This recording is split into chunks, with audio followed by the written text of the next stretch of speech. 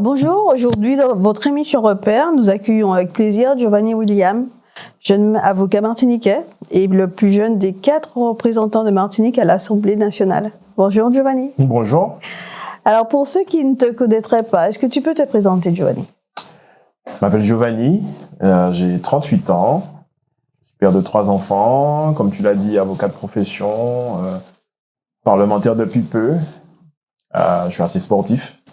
Je fais beaucoup de sport et je suis très proche de ma famille et de mes amis. Voilà. Justement, on va faire ce point-là parce qu'il y a vraiment des marqueurs forts, en tout cas dans ton parcours et puis dans ta vie. Oui. On va revoir l'amitié, la famille, les enfants. Mais concernant ton parcours, tu disais que tu avais de nombreuses passions. Il y a le sport, l'écriture, la poésie, le dessin, la culture, les voyages. En fait, tu es un peu curieux de tout. C'est ça. C'est ça. Quand on est fils unique au départ, on s'interroge sur beaucoup de choses, on pense à beaucoup de choses. Ouais. Et moi, le dessin très rapidement, la poésie aussi, grâce à ma maîtresse de CM2, ouais. que j'embrasse d'ailleurs, qui m'a fait illustrer un recueil de poésie et puis un conte pour les enfants, pour la Noël d'ailleurs. Voilà, justement, parce que c'était à l'âge t'avais quoi, 12 ans ou... Voilà, exactement, c'est ça. Donc tu avais été choisi pour pouvoir faire l'illustration. Pour faire l'illustration. Voilà. Oui. Et tu te rappelles du conte, ça parlait de quoi un peu? Ça parlait d'un petit cochon. Voilà. Un petit cochon qui traversait le temps de Noël avec des enfants. C'est de ça que je me souviens. Oui. Ouais. C'est super. Ouais. Et concernant le sport, tu es ceinture noire de karaté. C'est ça. J'ai fait du karaté plus d'une vingtaine d'années. J'ai commencé à l'âge de 6 ans. Et ça m'a formé. Ça m'a vraiment forgé. C'est plus qu'un sport, c'est un art. C'est un art de vivre. Et là aussi, je salue mon sensei, Michel Ouamara, mes amis qui sont comme des frères aussi, qui étaient avec moi et on a pu traverser toutes ces années en faisant du karaté, du judo. Et oui, j'ai cette ceinture noire, effectivement. Ouais. On revient souvent à ça. Donc, l'amitié pour toi est essentielle. Tu as un groupe d'amis, en fait, qui te suit depuis très longtemps. Très longtemps. Vous avez des liens forts. Et un de tes meilleurs amis, qui est DJ Payou, est-ce à dire que tu es aussi un homme de la nuit? Oh non. En plus, non, c'est qu'on s'est connus, j'avais quel âge? 5 ans. Ça fait 5 ans et j'en ai 38 aujourd'hui. On s'est connus par le foot, en réalité, et puis on s'est jamais lâché, collège, lycée, même si lui, il a fait d'autres études, mais on s'est jamais lâché. Je suis le parrain de son fils. Il est le parrain de ma fille, on s'est jamais lâché. Bon, on sort de temps en temps. Voilà, c'est ça. On sort de temps en temps quand même. Je vais pas dire que je ne sors pas. Je sors de temps en temps avec lui ou parfois sans lui, mais en tout cas, c'est l'un de mes meilleurs amis, c'est mon meilleur ami. Et voilà, c'est mon frère, quoi. Ouais. En tout cas, c'est important. Pour un fils unique, c'est important d'être bien entouré, tu penses? C'est très important. C'est très important.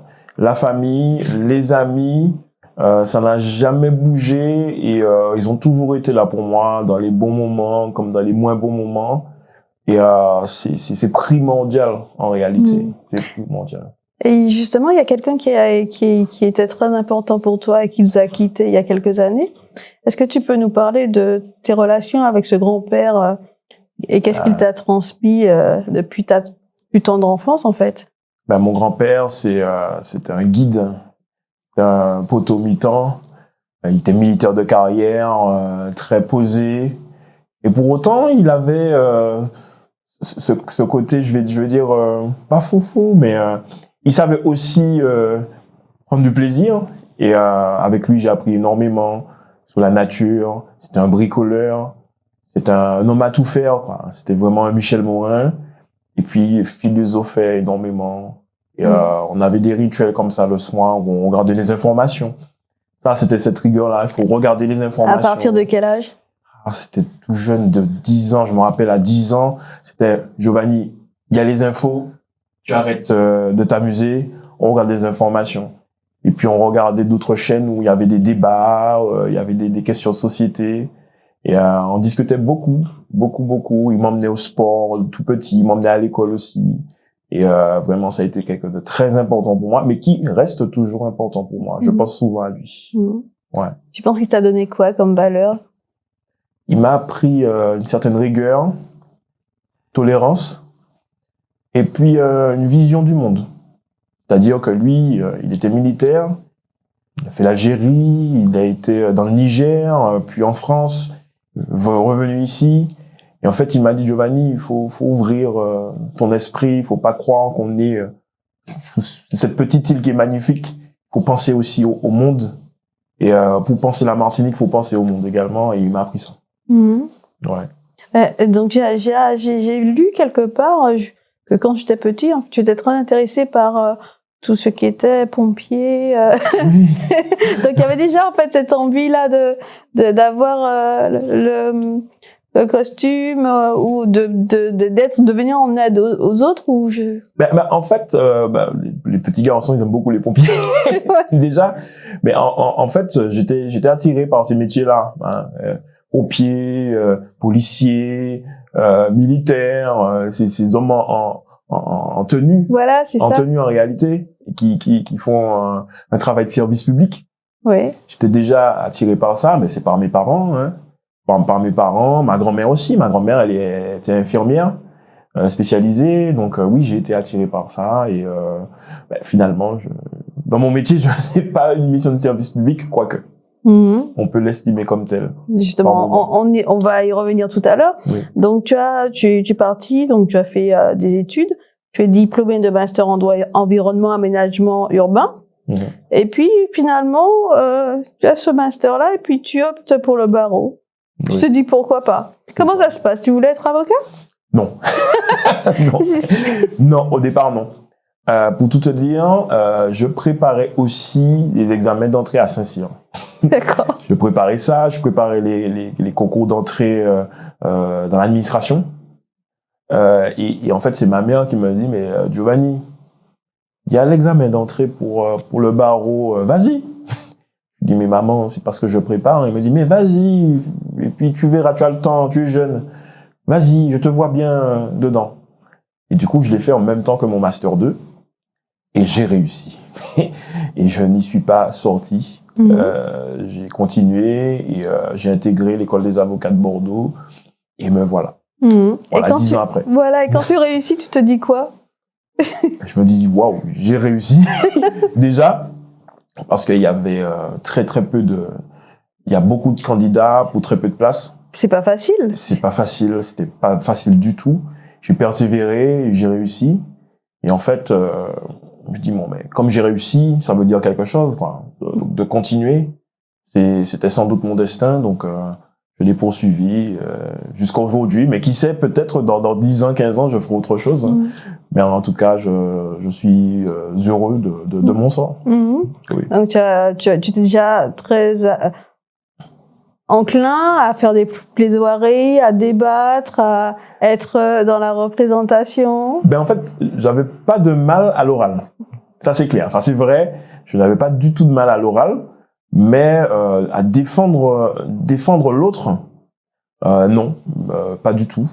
Donc j'ai appris ça sur le tard et puis avec la formation, dans la formation qu'on a, on a des modules de théâtre, on a des mises en situation dans les dossiers et c'est au fur et à mesure que j'ai pu revêtir cette robe-là et puis quand j'ai commencé à exercer aussi, j'ai continué à apprendre. Hein.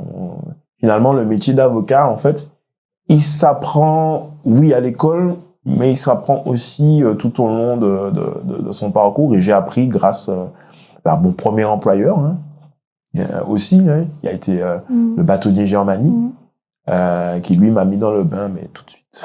Tout de suite. Donc j'y ai pris goût et puis me voilà. Et le projet de Saint-Cyr, tu visais quoi? Ça, c'est mon grand-père, tiens. C'était par rapport à mon grand-père militaire de carrière. Je lui disais que ça m'intéressait. Il me disait, mais Giovanni, il faut être officier.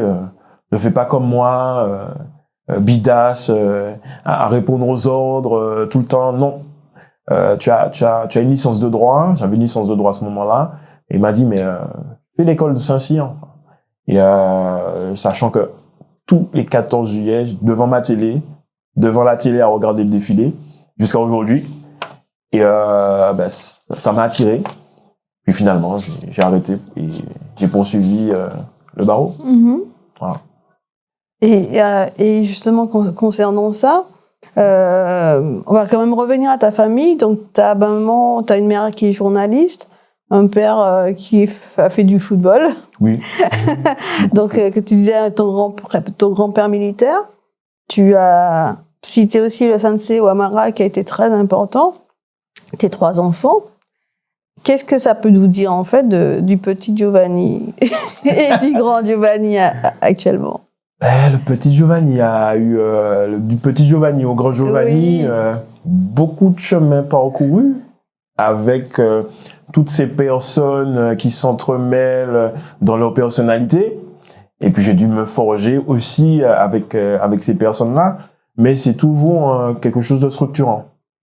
Franchement, j'ai été bien suivi, bien accompagné. J'ai eu une enfance heureuse. Je peux pas dire le contraire. Et puis, voilà, chacun m'a apporté un petit peu de lui.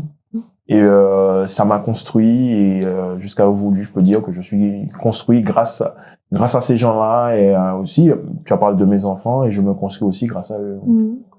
En devenant papa, ça changerait quoi pour toi? La responsabilité. Être responsable d'autres personnes que de soi. Et puis, un regard différent sur ce qu'il faut faire. Comment te dire ça? Quand on est papa, on pense presque plus à soi-même. On pense à ses enfants, à leur avenir. Et en pensant à leur avenir, on a un regard, je vais pas dire différent, mais beaucoup plus complet sur l'avenir de manière générale. Et ça m'aide aussi dans mon quotidien de député, mon quotidien de politique. Et vraiment, ça donne des cheveux blancs aussi, mais je reste confiant pour l'avenir et mes enfants me donnent du peps et du courage. Quand on regarde ton parcours, on comprend, en tout cas en filigrane, que tu as toujours été très exigeant. Oui. Vis-à-vis de toi. Et je crois qu'il y a des gens qui m'ont dit, mais quand il avait un 18, c'était pas suffisant. Il fallait toujours qu'il vise l'excellence. Est-ce que les enfants, finalement, ont permis d'avoir un peu plus de souplesse dans cette progression-là? Ça c'est clair. Un peu plus de souplesse. Ma fille a ce petit côté d'exigence aussi. Elle se met la pression un petit peu.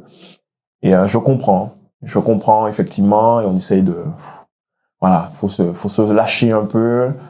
Il faut viser effectivement, faut viser l'excellence, mais il faut pas trop se forcer à faire en sorte de tomber malade, quoi, à faire en sorte de se perdre soi-même. Non, il faut y aller simplement, mais avec tous les moyens possibles. Et justement, à quel moment la politique te titille?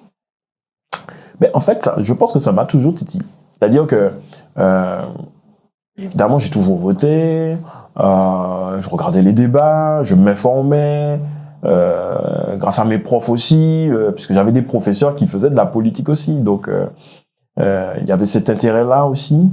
Et puis, quand on fait du droit, on est obligé de s'intéresser à la politique, à notre environnement politique. Donc, ça aussi, il y a eu ces marqueurs-là. Et après mes études, et après, une fois que j'ai passé le barreau, j'ai été sollicité pour faire partie d'une liste municipale. Et là, voilà, ça a été le début d'un parcours politique avec des responsabilités, avec l'étude de dossiers, marquer le quotidien des administrés et voir que les choses peuvent changer. On peut bouger les choses dans le bon sens grâce à la politique. Politique avec un grand P. Voilà.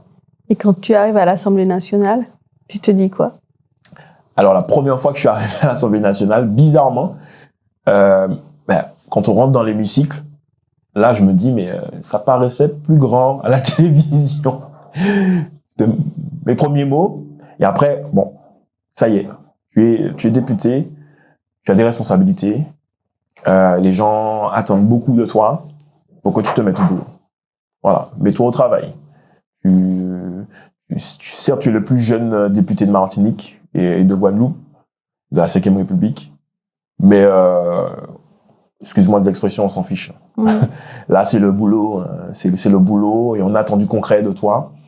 Donc, sois à la hauteur. Voilà ce que je me suis dit, sois à la hauteur.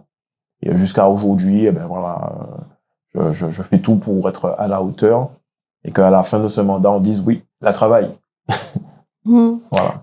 Et quels sont justement par rapport à cette pression, c'est quand même une pression, parce que c'est de l'engagement, ce sont des responsabilités.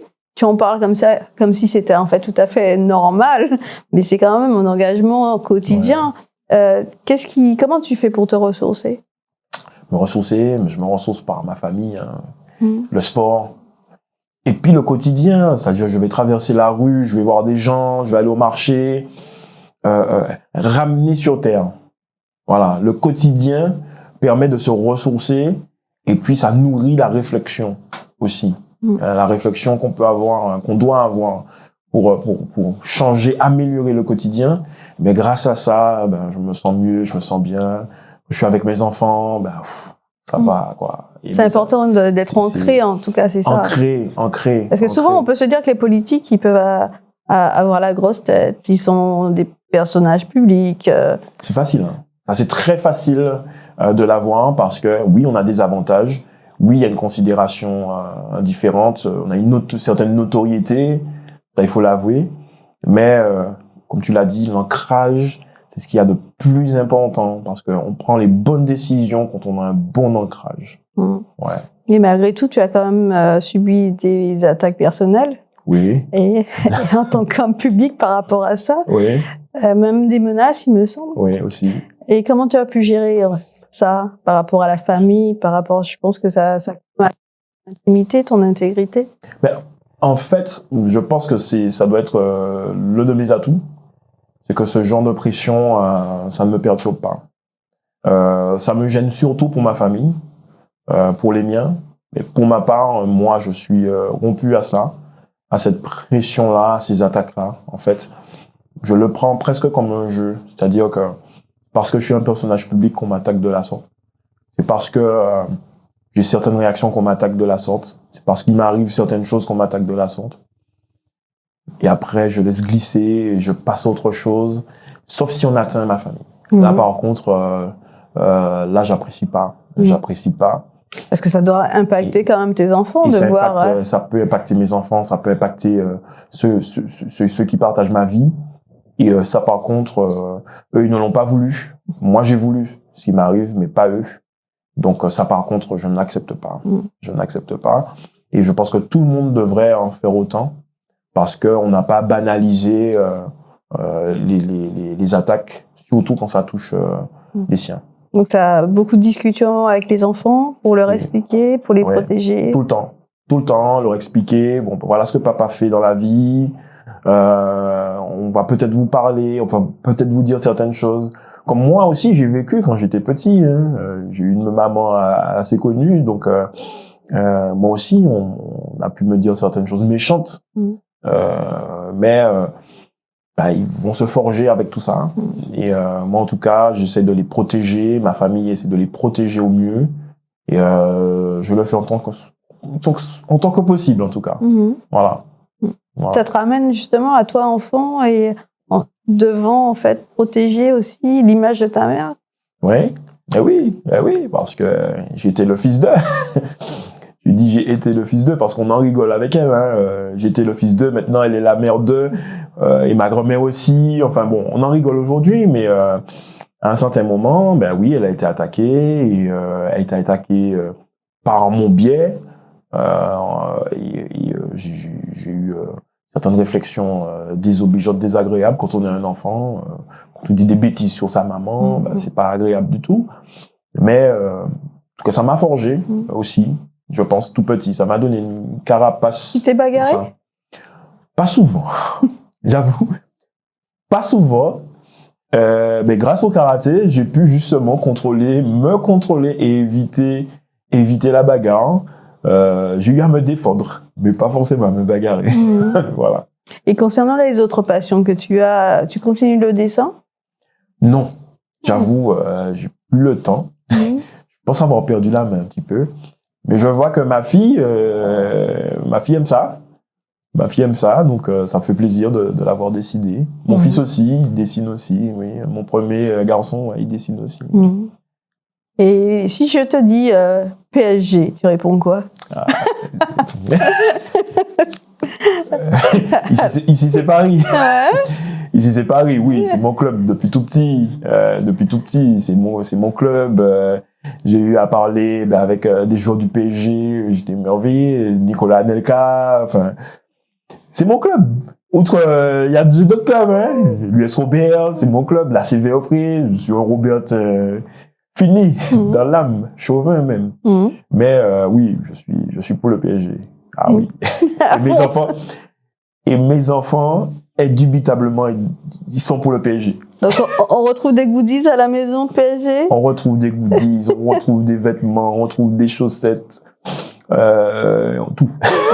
Tout. Et dans l'environnement, pas de pro OM? Non. Non? Vaut mieux pas. Vaut mieux. Non, vaut mieux pas. Non. Non. Mon fils, pour me provoquer, parfois il dit allez l'OM. Pour me provoquer. Mais c'est tout. C'est tout. Des amis, oui. Mais non, faut pas faire ça. Selon toi, quelle est ta principale qualité? Oui. Ah ouais, ma principale qualité, je suis quelqu'un d'assez calme. Je pense que d'assez calme. D'assez calme, et je pense que ça m'aide beaucoup. J'écoute beaucoup aussi, et je pense que ça doit faire partie de mes principales qualités. Et ça peut être un défaut d'être un grand calme, hein, parce que quand on est un grand calme, si on arrive à nous énerver, on s'énerve très très très fortement. Mais en tout cas, ça m'a permis et ça me permet justement d'analyser les choses correctement, et puis après de les restituer. Je pense que j'ai une capacité d'adaptation aussi. Je m'adapte très rapidement aux situations, et ça m'a permis justement d'évoluer dans l'environnement dans lequel je suis, dans mes études, quand il faut partir à Limoges, pas simple, quand il faut démarrer le métier d'avocat, quand il faut être parlementaire tout de suite du jour au lendemain, commencer son travail. Voilà, capacité d'adaptation. Et quoi d'autre? Capacité d'adaptation, tolérance. Je pense que je suis assez tolérant. Tu observes ton environnement? J'observe énormément mon environnement. Parfois ça détonne un peu. On me dit mais Giovanni, pourquoi tu réagis pas? Mais Giovanni, non. Tranquille. On analyse, on prend le temps, le recul. On prend le recul et après on agit. On peut agir fortement, avec force et vigueur, comme on dit. Mais je pense que ça aussi, ça fait partie de mes qualités. Et pourquoi le retour en Martinique? Je voulais tout de suite rentrer. Je me voyais pas vivre ailleurs qu'en Martinique. J'avais des propositions en France, mais je voulais rentrer dans mon pays parce que je me voyais pas travailler ailleurs. Voilà. Je voulais faire profiter de mon expertise, de ma jeunesse dans mon pays. Et j'ai eu l'opportunité tout de suite de rentrer. Donc j'ai saisi cette occasion et j'encourage celles et ceux qui le peuvent rentrer, donner de votre énergie à votre pays. Il va vous le rendre bien. Il va vous le rendre. Ça, c'est clair. Ouais, comme il me l'a donné. La Martinique m'a donné beaucoup. Donc, je me dois de donner à la Martinique. Et justement, la question suivante, c'était, il y a beaucoup de jeunes et de moins jeunes qui sont un peu désespérés de la situation actuelle. Ouais. On est dans un système mondial, en fait, où il y a beaucoup de crises. Et qui ont plus d'espoir. Qu'est-ce que tu pourrais leur dire pour demain? Ceux qui ont peu d'espoir, asseyez-vous, dites-vous pourquoi. Est-ce que c'est parce que je n'ai pas de formation? Est-ce que c'est parce que je n'y crois plus? Je crois plus au système? Pourquoi? Analysez tout ça. Mettez ça sur un papier, concrètement. Faites cette introspection-là, c'est important. Et après, ça c'est le courage, par contre. C'est de se dire, là, j'ai échoué, là j'ai réussi, là je suis pas assez formé. Qu'est-ce qu'il faut que je fasse pour me former? Il y a énormément de formations, en réalité. Il y a énormément d'emplois ici qui ne sont pas pourvus. Ça, il faut le dire. Et si rien ne vous plaît dans les formations, rien ne vous plaît dans les emplois qu'il y a, créez votre emploi vous-même. N'ayez pas peur. N'ayez pas peur. Chacun de nous, nous avons la force suffisante pour pouvoir réussir. Mais il faut pouvoir l'extirper et faire en sorte qu'elle puisse s'épanouir. Chacun de nous. Voilà. Et Song, on va y arriver. Voilà. Mais il faut faire cette introspection-là. Il faut avoir ce recul suffisant pour se dire, mais pourquoi ça fonctionne pas? Et je dis pas qu'il faut pas écouter les uns et les autres. Il faut écouter.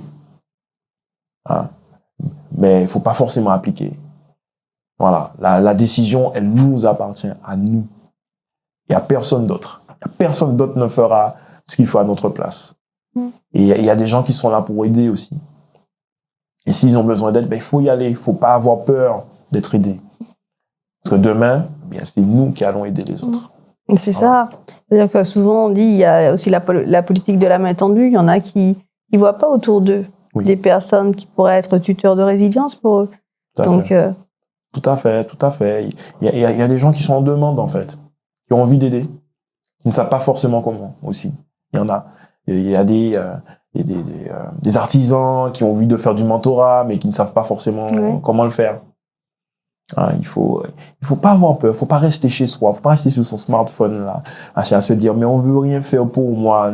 Si il y a des gens qui veulent vous aider, et si vous pensez que personne ne veut vous aider, aidez-vous vous-même. Voilà, ouvrez-vous. Je vous dis pas de ne pas partir. Parfois il faut partir. Moi je suis parti pour mieux revenir. Partez, mais revenez, revenez. Et franchement vous y gagnerez. C'est super, ça. Oui. Mais un message d'espoir et d'engagement et de responsabilité. Ouais, j'y crois. Ouais, franchement, j'y crois. Et la responsabilité, à nous de la prendre aussi. Parce qu'on va rien nous donner comme ça sur un plateau. Ça... Parce qu'on entend souvent dire, en fait, c'est toujours la faute de l'autre. Ouais, ça... Qu'est-ce que tu en penses? C'est d'abord ça. La faute, elle peut venir de l'autre. Mais une fois qu'on a dit que c'est de la faute de l'autre, qu'est-ce qu'on fait? Voilà. Qu'est-ce qu'on fait? On fait le constat, arrêtons le constat, agissons. Il faut agir. Au bout d'un moment, ça suffit, il faut agir. Et la responsabilité, on va pas nous donner ça comme ça, sur un plateau.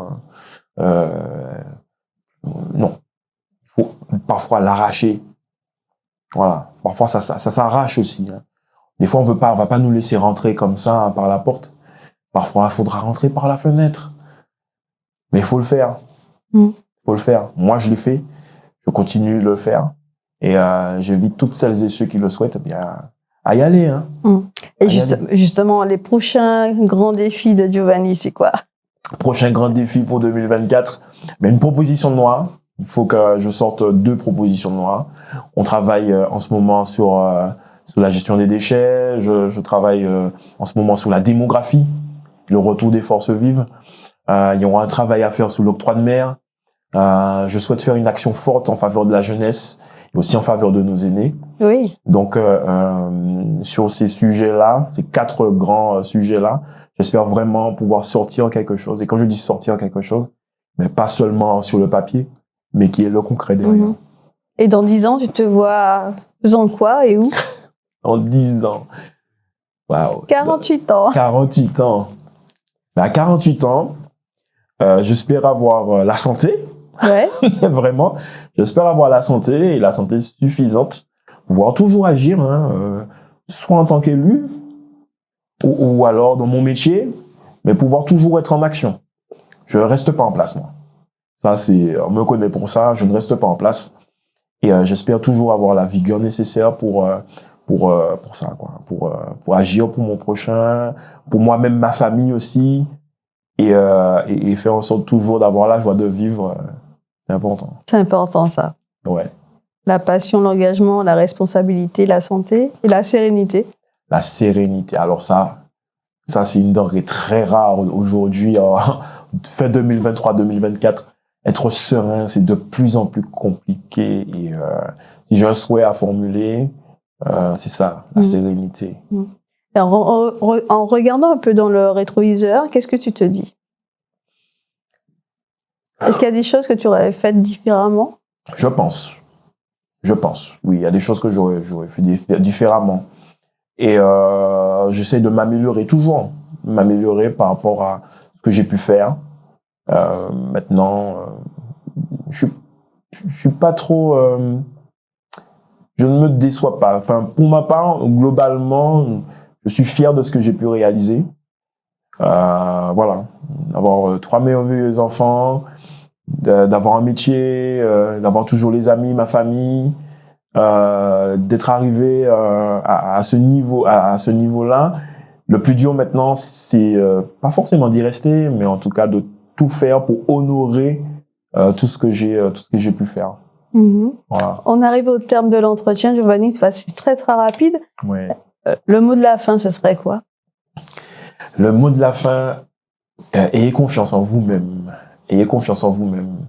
Et vous y arriverez. Voilà, vous y arriverez. Il faut avoir la confiance. C'est important. Merci Giovanni. Merci.